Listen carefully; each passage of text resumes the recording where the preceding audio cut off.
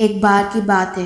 पुराने जापान के सबसे बड़े और प्रसिद्ध बौद्ध मठ में एक जवान बौद्ध भिक्षु रहता था, जो कि उस समय के सबसे विख्यात और सम्मानित जैन मास्टर का शिष्य था। वो बौद्ध मठ में जैन मास्टर की सेवा करता और उनसे जैन की शिक्षाएं लेता। वो उनका अभ्यास करता। वो नौजवान बौद्ध भिक्षु बहुत ही होशियार, मेहनती और अपने कार्यों के प्रति ईमानदार था। वो जैन मास्टर के द्वारा दी गई हर एक शिक्षा का पूरे लगन के साथ अभ्यास करता और पूरी ईमानदारी के साथ उनका पालन भी करता। वो कभी भी अपने गुरु को शिकायत का कोई अवसर नहीं देता था, इसीलिए जैन मास्टर भी उससे बहुत खुश और संतुष्ट थे। एक दिन जैन मास्टर ने अपने उस शिष्य को एक बहुत ही महत्वपूर्ण काम देने का निर्णय किया।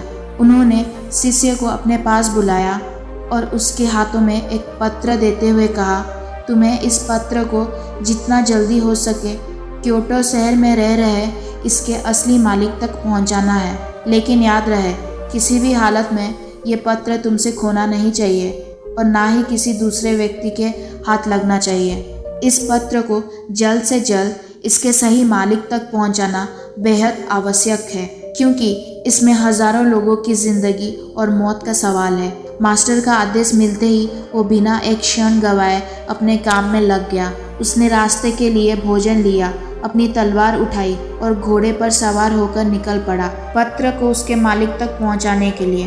वो अपने घोड़े को तब तक तेजी से दौड़ाता रहा जब तक वो एक बड़ी सी नदी के किनारे नहीं पहुंच गया, जिसे पार करने के लिए एक पतली सी पुल बना हुआ था।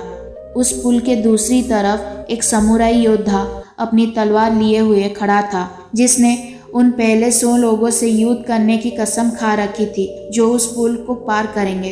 अब तक वहां से गुजरने वाले 99 लोगों से युद्ध करके उन्हें मौत के घाट उतार चुका था और अब वो यहाँ से गुजरने वाले उस 100वें व्यक्ति का बड़ी ही बेसब्री से इंतजार कर रहा था, जिसे युद्ध में मौत की नींद सुलाकर वो अपनी प्रतिज्ञा पूरी कर सके।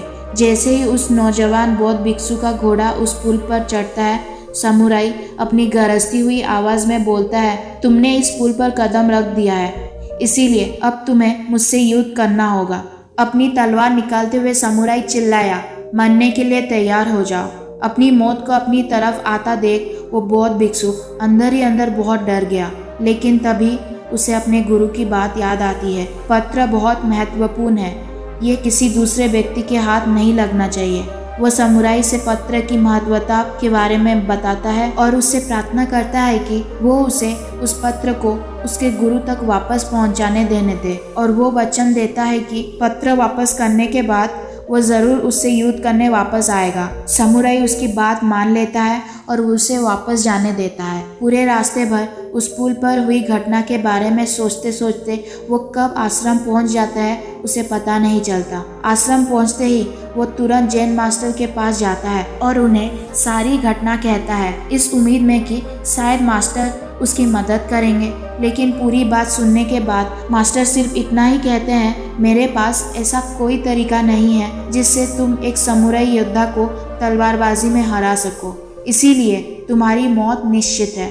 लेकिन हाँ, मैं तुम्हें मृत्यु का सामना करने का सबसे अच्छा तरीका ज़रूर बता सकता हूँ। जब तुम उस पुल पर पहुँचो तो अपनी तलवार को अपने सर के ऊपर उठाना और अपनी आंखें बंद कर लेना और पूरी शांति के साथ खड़े होकर इंतज़ार करना।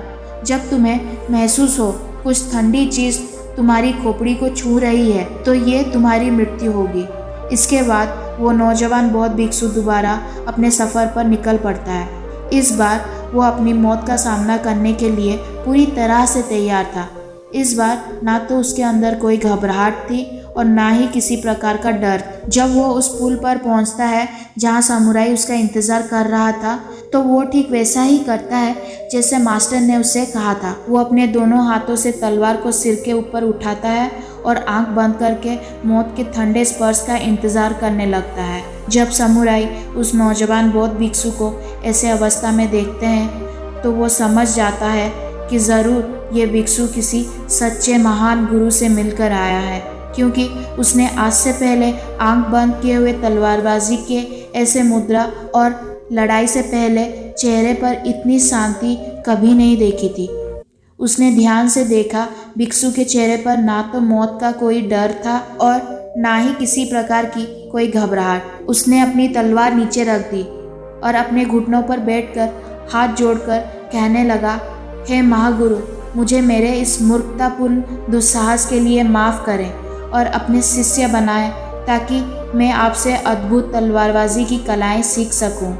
दोस्तों, वो बौद्ध भिक्षु हम हैं और वो समुराई हमारे जीवन की सबसे विकट समस्याएं। कई बार हम ऐसे विकट स्थिति में फंस जाते हैं जहां से बाहर निकलने का हमें कोई रास्ता नज़र नहीं आता है। तब ऐसी परिस्थिति में हमें खुद को पूरी तरह से शांत रखने की ज़रूरत होती है।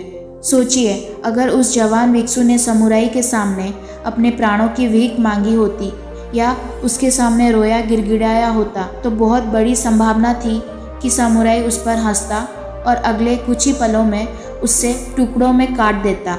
या फिर अगर उस भिक्षु ने डर कर घबराहट और जल्दबाजी में समुराई पर हमला कर दिया होता तभी भी उसका यही परिणाम होता।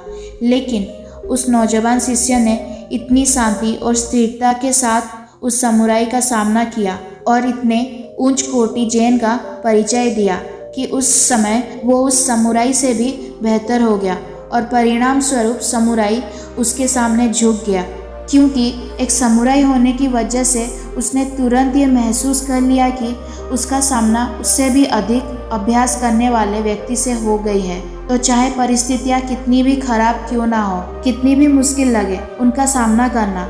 इस नौजवान भिक्षु की कहानी को याद रखना और जब भी कोई मुसीबत रूपी समुराई आपके सामने आए तो अपनी आंखें बंद करो और शांत हो जाओ, पूरी तरह से शांत, और वो समुराई आपके सामने भी जरूर झुकेगा। आपको अगर हमारी कहानी अच्छी लगी तो वीडियो को लाइक करिए, चैनल को सब्सक्राइब करिए और हमेशा खुश रहिए।